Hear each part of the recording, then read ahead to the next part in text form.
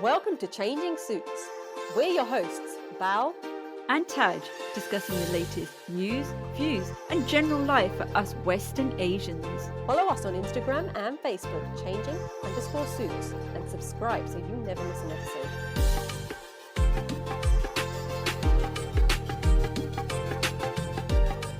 Hi, welcome to Changing Suits. My name's Bao.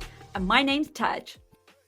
On today's episode, we are going to be discussing work-life balance. Now, we've touched on this previously, but we wanted to get your experience. And luckily, we got one of our listeners calling in and letting us know her thoughts. So today is a very special day because we've got our first guest. Woohoo! Can't wait. There we are. Okay, so today we've got Pav, and she is a leadership development manager in the public sector. And she has had a lot of experience with the fact that she's got a family and she's had to take the gap out of employment and then going back. And we really wanted to focus on her experience, the pros and cons, and whether she is happy with what she did and would she change anything. So, Pav, would you like to introduce yourself? Hi, Val and Taj. Well, it's an absolute pleasure and a delight to join you this evening. And I'm really, it is a privilege for me because I know that you've been doing some absolutely outstanding work in this area, and any value that I can add to your listeners or any experiences that I can share, of course, I'm really happy to do that. So, yeah, my name is Pav. I work in the public sector as a leadership development manager. A busy mum of two, so I have two children. My children are now 11 and 13, soon to be 12 and 14. Otherwise, going on to teenagers and now actually 30s and 40s where they start telling us off, I'm assuming? Oh yes, that started some time ago, and just to make my own life a lot easier, we decided to get a puppy in February. So you can imagine, it's now gone berserk, looking after two kids, a dog, and holding down a full-time job. So yeah, really happy to be here with you today. Perfect. Now, in regards to your job, and what is your experience? Because I know you took some time off from work. How long did you take off? Yeah, so historically, I've always been a bit of a workaholic, and that was a bit of a it was quite an adjustment for me actually, because when I got married, I had my son almost straight away. So I couldn't transfer my job. I was a manager in retail at the time, couldn't transfer my job. So I took a couple of years out when I had my son. And then I went back to work when my daughter was 5 months old. So I think I had probably somewhere between 2 and 3 years out completely from work, and then went back part time. So I think this is the Asian thing kicked in again. So did you move over to where you were married? Yeah, so originally I moved from kind of northeast London down to Kent, North Kent specifically, and moved in with my mother-in-law at that time, and then obviously we purchased a property of our own. So yeah, it was a bit of a transition for me, complete change of location, but also giving up a job that I'd done for some time. And how did you feel in the fact that you were giving up? And I ask because one of the interesting things from some of my friends, family, people that I know, is the nice thing about getting married and moving off to a different location is the fact that you can quit your job, which is actually a pro. How did you feel about leaving your job? It was actually quite tough for me because I was in a managerial job anyway. So, kind of being somebody who had a lot of responsibility, had a lot of accountability in my job, and my field has always been kind of HR and L&D. And I was actually a cluster manager, so I had an area where I had a number of stores that I would look after. So, going from quite a high profile job to actually being completely dependent on husband financially was a really difficult thing to do. And psychologically, it did take a toll on me because I went from being really independent, having my own life, paying for my own way, to then relying on husband, which or the dole at the time actually when I moved over, Yeah. which I realised wasn't very much, and then having a baby straight away as well. So not only are you kind of moving your life psychologically, it's a big change for you. Physically, having a baby almost straight away was a big change as well. So yeah, it did have an effect actually on my mental health as well. That's another thing, again, in the Asian community. We don't talk about mental health enough and the impact it has on someone moving from one location to another, away from their family, and then starting all over again. Did you feel that you had that support? network? It wasn't something that was talked about, as you say, so I think there was so much pressure to build this new life, married to somebody, getting to know their family and all of the things that come with that. Mental health was never really on the table to talk about. And to be honest, I didn't really, I mean, I only got a couple of family members in kind of Kent. So I didn't actually have any family or friends close by. It was literally everybody that I'd left in my old life. So unless I kind of went back and reached out to them again, where I was practically and physically, there wasn't really anybody for me to talk to, unfortunately. Did you like the fact that you had, I know I've said it previously, just moved and you've started a new life? Because this is something we've touched on a previous podcast where, there are the negatives of, yes, you leave your friends, family, but it's kind of nice as well because you're starting a new life afresh. What did you think? Yeah, and I think that depends on the individual as well, doesn't it? You'll have some people who have an introversion preference who perhaps won't communicate with people around them as much, or you have people who have more of an extroversion preference. I think for me, I made a real effort to build my own relationships with everybody in my in-laws family. So, whilst I could talk to them and I built that relationship, it wasn't the kind of relationship you could talk about mental health, but you built your own. It's kind of like, you've got all these new people in your life now.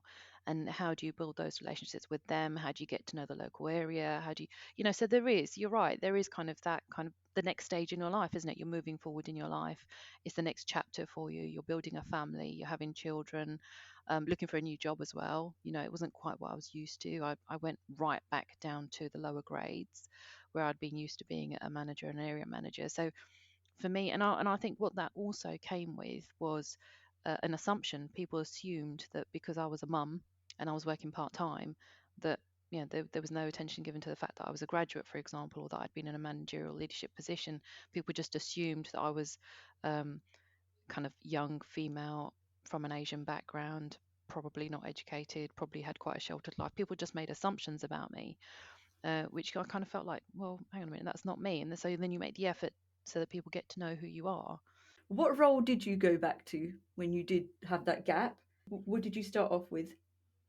Well, I did a little bit of kind of independent HR consulting, which was my background anyway. So I'd done business consulting before, but I did that very kind of sparsely. I didn't take that on full time or even give it too much time because it was quite demanding, especially with two young children.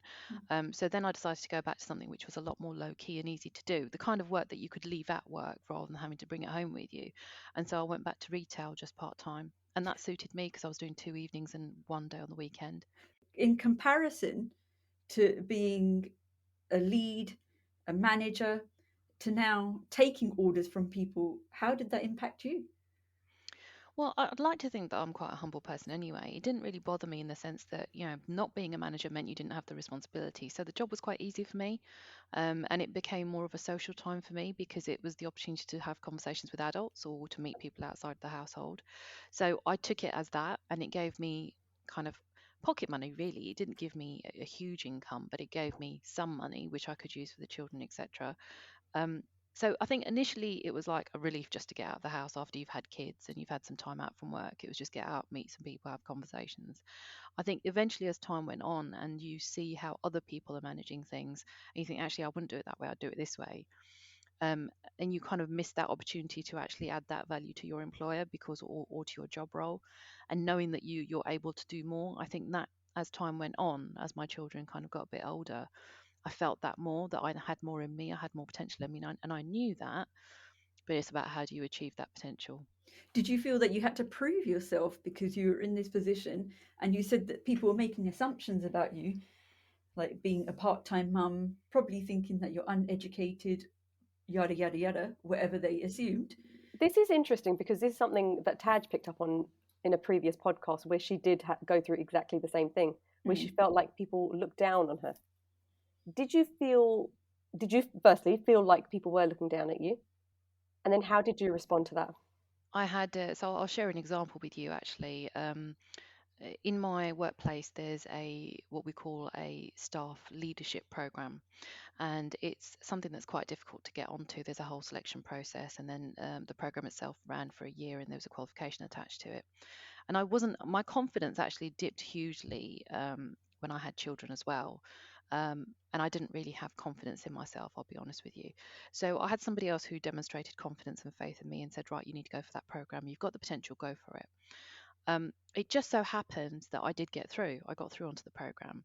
And there was another colleague in my team at the time who, white male, probably a little bit younger than me actually at the time, who then said to me, oh, well, clearly you've got onto this program because they're focusing on unprotected characteristics or underrepresented groups. I can't remember his exact terminology now, but I think it was underrepresented groups that he said. And I said, sorry.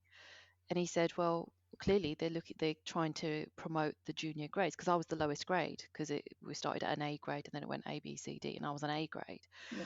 And this person said to me, well, clearly, you're a woman, you're ethnic minority, and you're an A grade, so clearly that's what they're focusing on. That's why you've got through.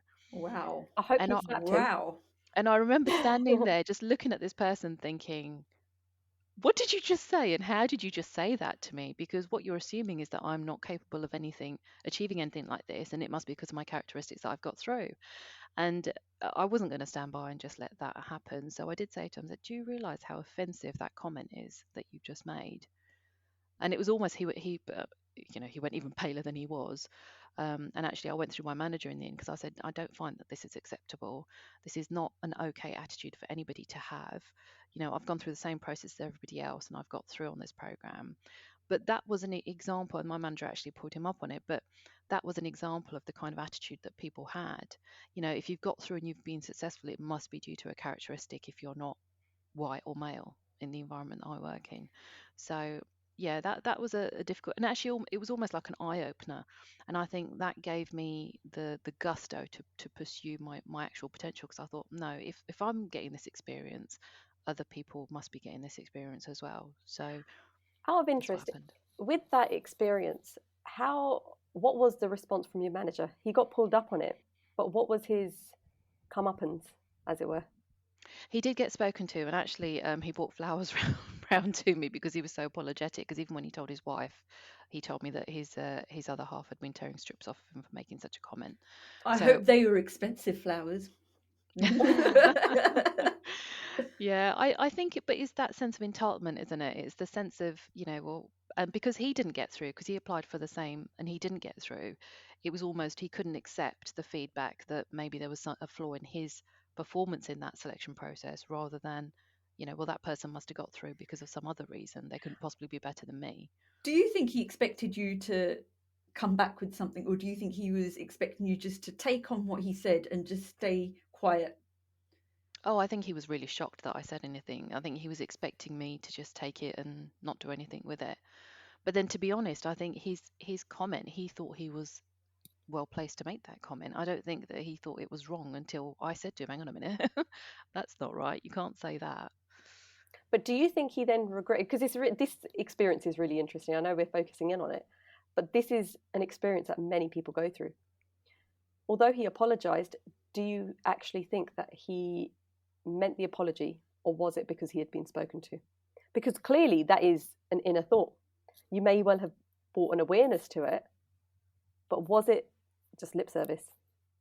Well, I think had it been just the manager who had kind of reprimanded him, I don't think he would have been as apologetic. I think it's because it was his wife who also then said to him, how can you make a comment like that? And because that was somebody that's close to him, it was almost like, hang on a minute, maybe I have done something wrong if my wife is telling me it's wrong.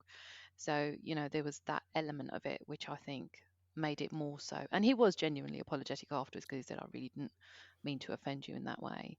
A lot of people, especially when they do go back after a long gap in their employment, there is that confidence issue where if someone was to say something like that, you'd end up sweeping it under the carpet. But you raising that awareness has then sort of opened up his eyes, and hopefully it doesn't happen again to anyone he talks to again. Yeah, I think the sweeping under the carpet, 100%. And it wasn't until I took the chair for the Race Equality Network that I realised just how much these things get swept under the carpet. And to be honest with you, the the irony of it was that a little bit later down the line, I ended up being his boss. Wow. Oh, which Brilliant. didn't go down too Brilliant. well with him. But actually, yeah, he moved on to a different job after that. I wonder I why. bet he But did. I'd yeah, run a so mile if I was him. Yeah, the irony of it. But yeah, what goes around does come around, doesn't it? The world is a small place. You've mentioned the fact that you are on a board that looks at racism. With the experience that you had, and again, this is something we brought up previously, do you think positive discrimination is the right way to go in any industry? I mean, I've been in politics and there is positive discrimination. My opinion is I don't. I think it's a good thing. What's your opinion, though? So having come from, and I gave up that role in March this year, so I don't do that any longer, but I was involved in that network for about 5 years. From my experience and from what I saw, positive discrimination and this is my opinion only, um, probably exacerbates the situation than correct it. Because if you have a look at it, in my opinion, it creates a rod for our own backs, because where there is hostility between people for characteristics such as race, if you give somebody a job based on a characteristic, you're always going to set them up to fail amongst their peers, because what you're taking away from them is that and it's that thing, isn't it, that I've achieved this myself, that actually I'm worthy of this position or I'm worthy of this role based on my merits, rather than me being from an ethnic minority background. So from my experience, I think it sets us up to fail, because all we're doing is we're putting that position, who we're giving that person that role, giving them actually more of a harder time when they get into that role, because their peers will not regard them with equal amount of respect. Okay, so we're going to go down this a bit longer.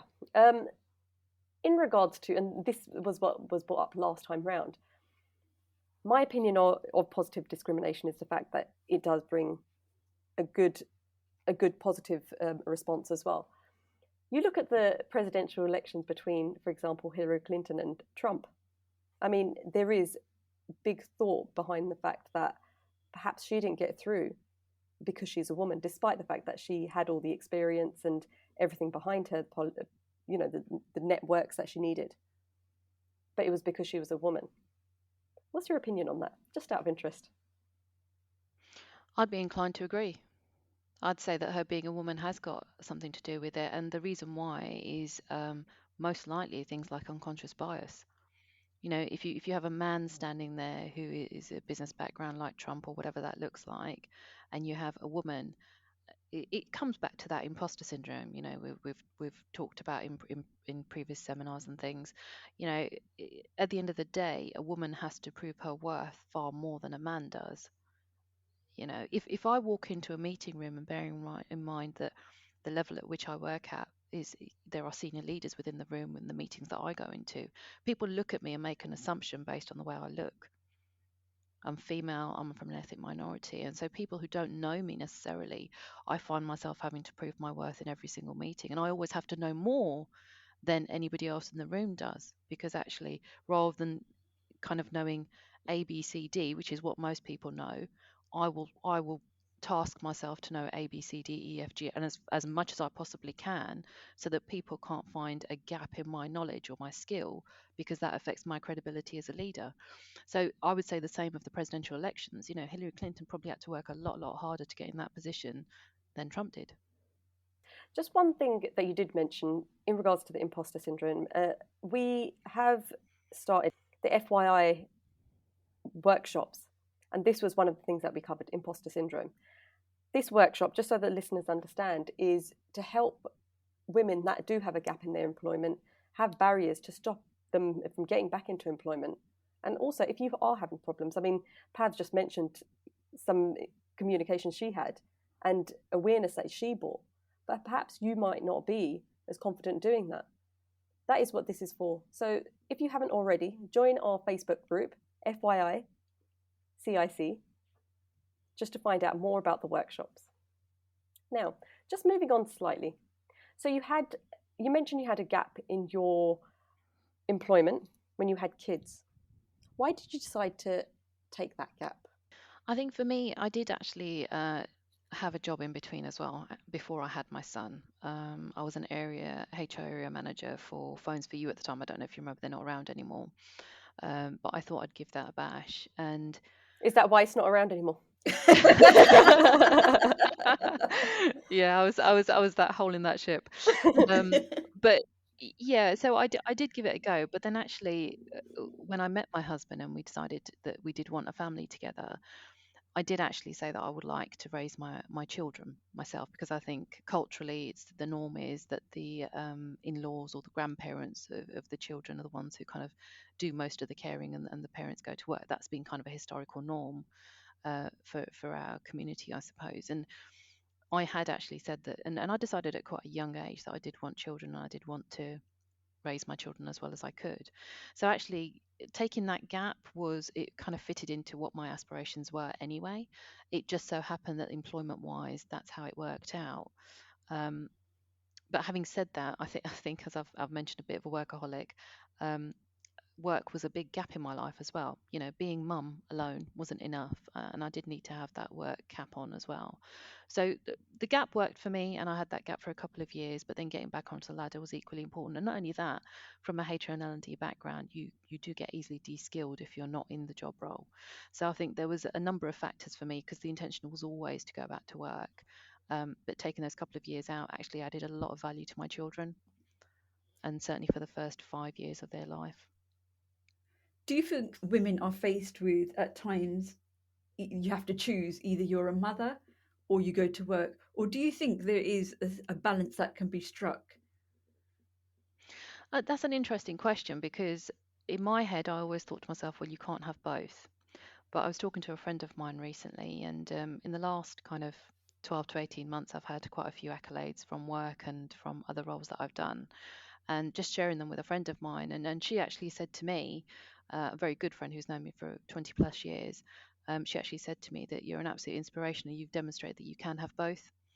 And whilst I would never say to myself that I'm an inspirational, that I've got both a career and home life, or being a good mum, or whatever that looks like, the fact that somebody who's really close to me, and I trust their judgment, can say that to me actually demonstrates I must have done something right. I must have done something positive. I think that's important, really important thing to raise, is if you've got the people around you that sometimes you don't notice that you're doing well, but if you have someone around you that says, hey, you're doing really well, and you sit back and you think about it and you think, actually, I'm all right, I'm doing good. But then you do say that you hadn't realised it yourself. No, but you don't, do you? You know, you're kind of, you soldier on. You go from one day to next day to next day. You try and do the best that you can in each of those days. But it's not until you stand back. And how many of us, and I think in some ways this is also a mindset from our community as well, we're always taught to be the underdog, if you like. We're always taught to be, no, you need to service the needs and requirements of everybody else. You know, you need to, and maybe that's a female thing. You know, we're the matriarch, we have the maternal instinct, we're the nurturing, the caring role in families usually. And what does that look like? You know, so we're so consumed with that, that actually we don't always stop and give ourselves the praise. And I think we need to do more of that, you know, as kind of females as well. And the work that you're doing here is a really good example of that, is praising one another, encouraging one another, developing one another. I think that's really important, because quite often we're at the back of the queue, aren't we, when it comes to ourselves, and giving ourselves that time, and giving ourselves that praise, and acknowledging how well we're doing. Where do you think we're lacking as an Asian community in raising awareness of actually you as an individual are doing well?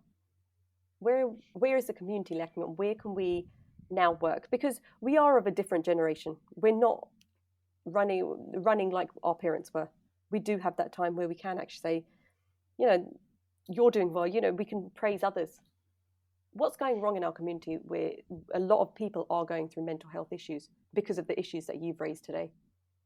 I think from my experience, one of the things that I have seen certainly, and definitely when I was doing the race equality work, which was very challenging, very difficult. We're talking about employment tribunal type stuff, so very high profile work as well. Things that were in the media, and being at the helm of all of that puts a lot of pressure on you. But one of the things that I experienced firsthand is actually how people from our own community actually hold us back. You know, instead of having people, and there were people who could have, you know, given you that support and said, right, come on, yeah, I'll help you with this, or, you know, let's promote this bit, or let's resolve this bit. Actually, people work against you. And I think the bit that I found more of a shock than anything else is it was people from my own community who did that. Because I think sometimes there are people who struggle to see other people like them succeed. And unfortunately, that is small mindedness, and that could be any individual from any background or community. But what I have seen is quite often our community doesn't necessarily support each other the way that they could or they should. Unfortunately, that kind of does hold us back. We don't always help each other, and that's the biggest downfall, I think, in my opinion, especially when it's a woman. That's exactly what I was about to say. Do you find that being a woman that, and you've been, you've worked with a lot of people. Yes, there was a male that may have brought you down when you first went back, but do you find that it's usually women? That was my next question, actually. Yeah, if it's a woman who's doing well, you'll find a lot of men saying, "Well, why are you doing that? Shouldn't you be at home looking after the kids?" And things like that, and comments like that, which are not very helpful when you look at if you have the capacity, if you have the potential to actually make a real difference. And we're talking about people's livelihoods. We're talking about people being sacked. We're talking about people being under gross misconduct type stuff, really serious stuff, sitting there with very, very high level people talking about very serious subjects when it comes to ethnic minority and such, talking about racial discrimination, talking about all of those kinds of things, disproportionality, and actually you've got a, a male ethnic minority individual who should be supporting you actually saying, well, why are you doing that? You shouldn't be doing that. A man should be doing that. Wow. Um, so that doesn't help. Amazing. And you find yourself, there's a lot of, that puts a lot of doubt in your head. So actually you're having to work twice as hard as a guy would because of that doubt. See, it's really interesting.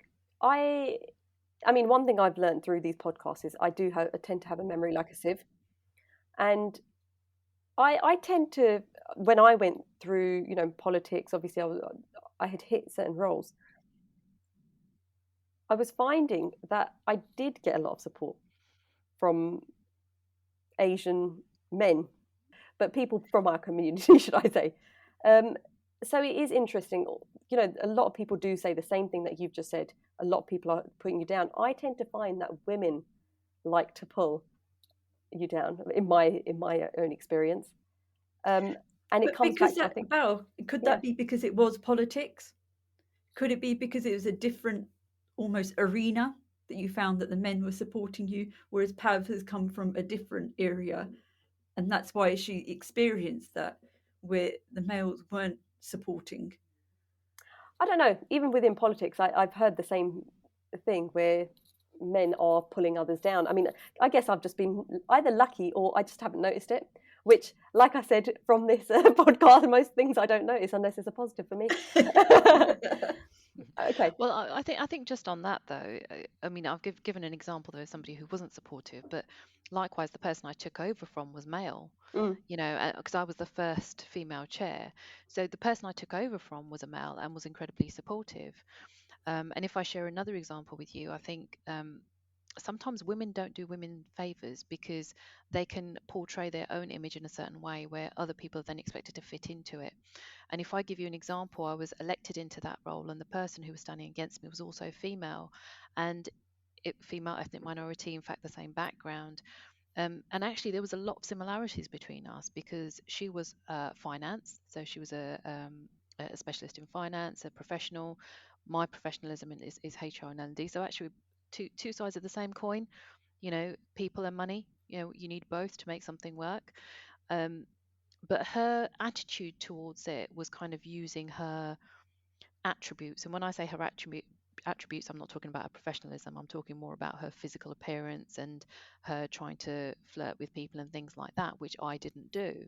So I suppose the friction between us was that and while I respected her as a professional, what I didn't respect was her attitude towards the role because she thought she could win people over with her looks or what she said or what that kind of thing.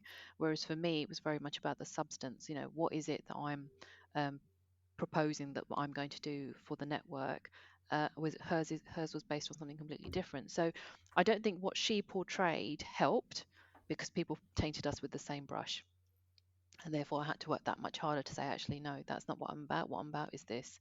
So I think sometimes females don't do us the favor, but likewise, it depends on who you come across as well. So I take your point around people supporting you who are men.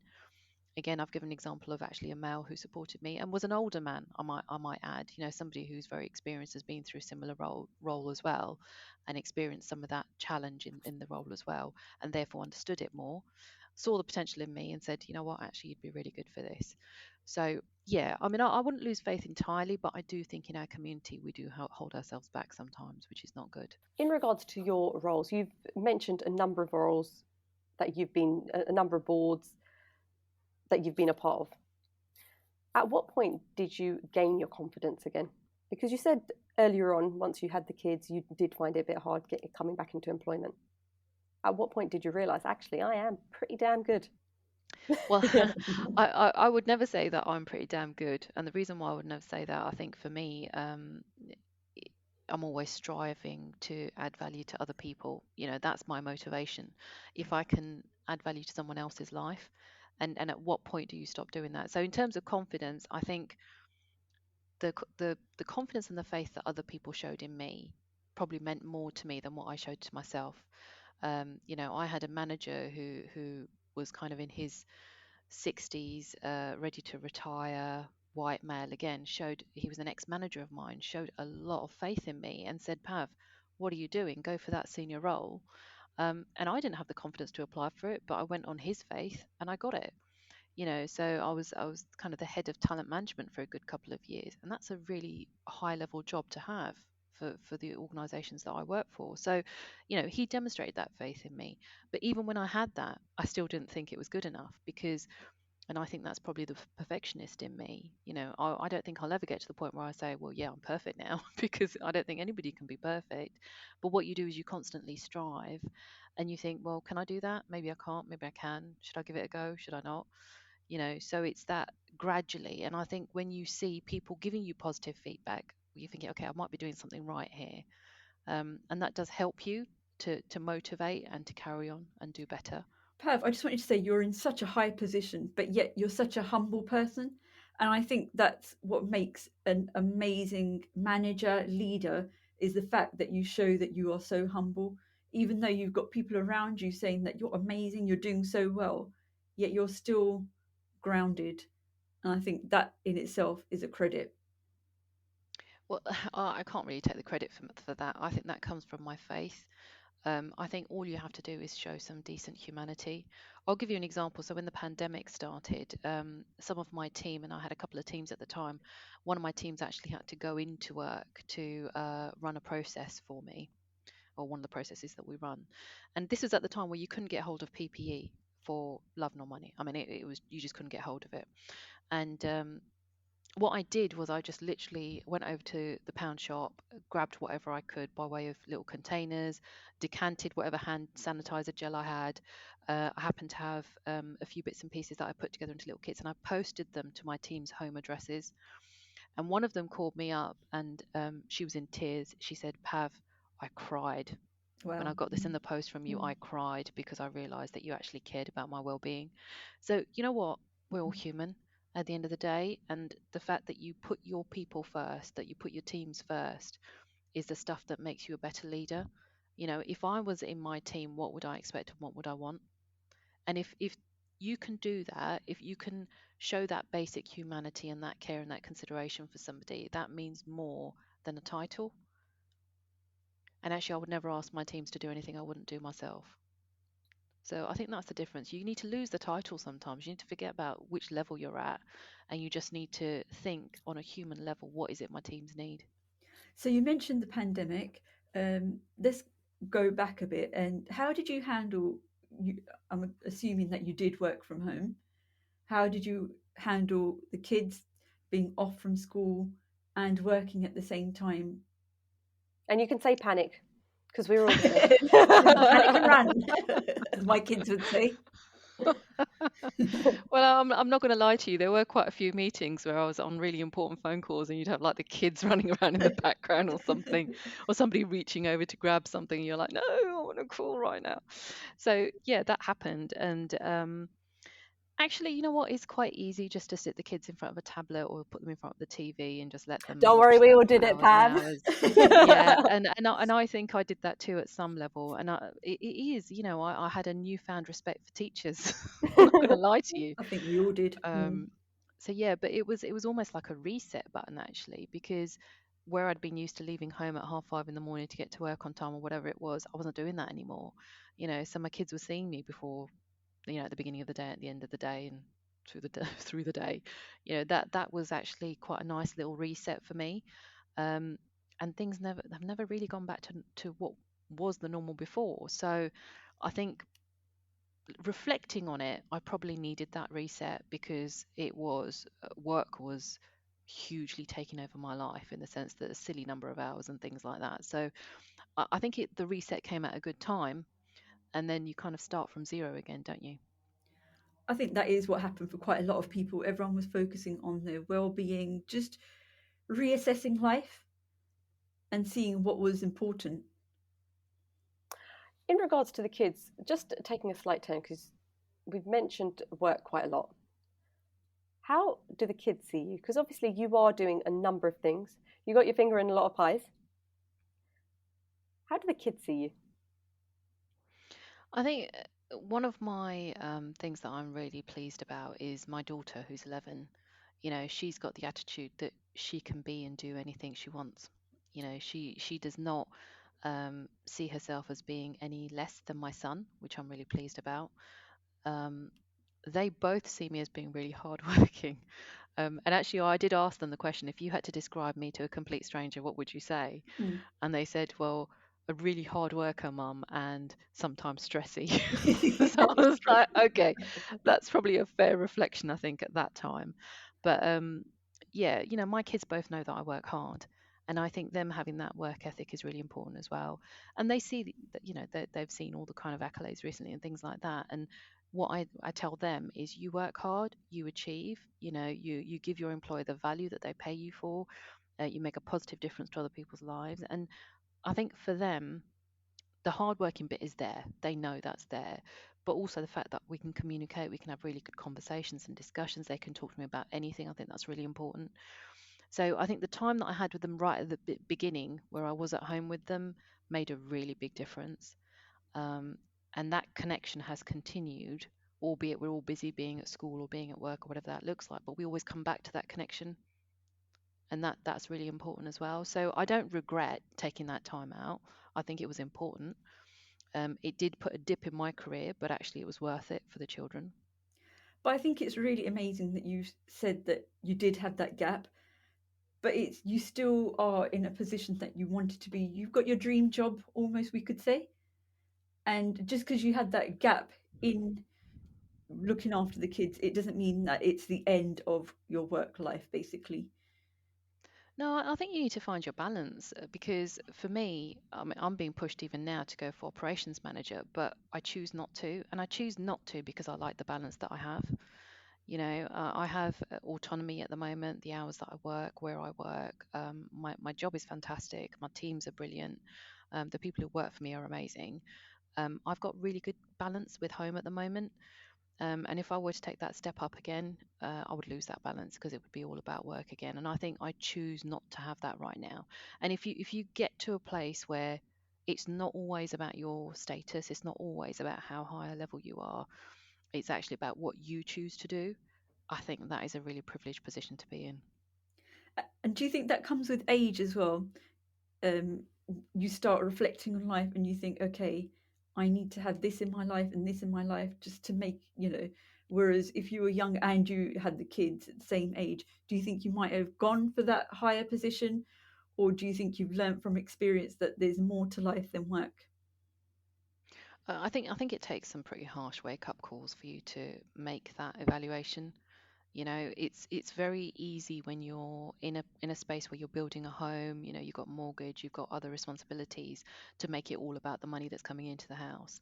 I think when you've gone through some tough times and you when you lose your loved ones as well, that's a really big and has been a really big wake up call for me. Life is too short, and do I really want to spend it working 60 to 80 hours a week? No, not really. I'd much rather spend that time with my kids, or out there traveling and experiencing life a lot more. And your own mental well-being, I think we sacrifice that for a monetary value. Is it really worth that sacrifice? You think about the price we pay when it comes to working endless hours and not giving the focus to the places that need it, including our own health. It's not worth the price. We're not here long enough. I'm just going to finish on one last question. If you were going to be giving yourself advice to your 21-year-old, is it 21 they usually go for? Or 18 or 21, wherever you want to go, what advice would you give yourself?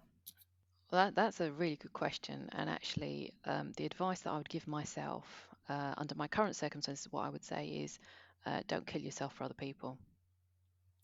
It's really not worth it, because the amount of times I think, bent over backwards for other people, it's not worth it. Put yourself first, because if you look after yourself, you get a lot more out of life, and you're going to be in a much better position physically, mentally, and you're able to give more back. It's not about being selfish. It's about looking. It's that whole thing about the oxygen mask, isn't it? In an aeroplane, you put your own oxygen mask on first. And I think that's probably what I've failed to do over the years. And if I could give myself one piece of advice is, you know what? Not all the time, but sometimes put yourself first. And on that point, we're going to finish the podcast and thank the amazing Pav for joining us.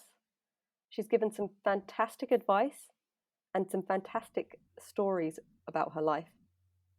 And I think it's really important that we do take note, we do help others, and we realise that we are important too.